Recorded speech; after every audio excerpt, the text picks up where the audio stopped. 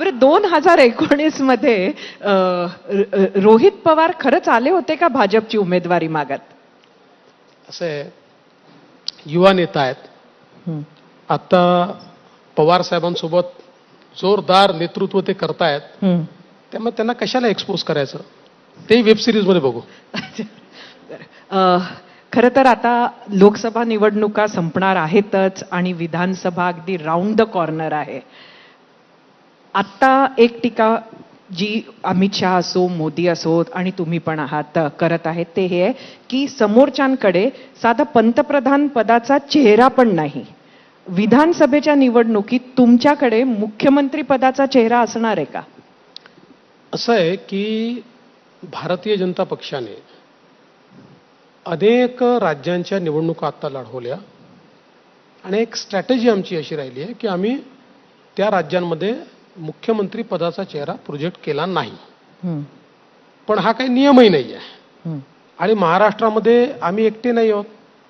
आमच्यासोबत शिवसेना आहे, राष्ट्रवादी काँग्रेस आहे.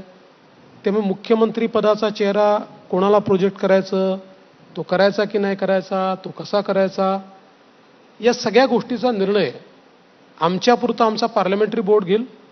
पण ते घेत असताना आमच्या दोन्ही मित्रांना विश्वासात घेऊन अशा प्रकारचा निर्णय घेतला जाईल. 2019ला मतदात्याच्या मनातला जो मुख्यमंत्री होता त्याचं नाव समोर येणार आहे का? असं आहे, मी पुन्हा सांगतो की आमचं जे पार्लमेंटरी बोर्ड आहे ते या सगळ्या गोष्टीचा निर्णय घेईल आणि ते जो निर्णय घेतील तो निर्णय आमचा अंतिम निर्णय असेल. त्याच्यामध्ये वाद नाही, विवाद नाही, काही नाही.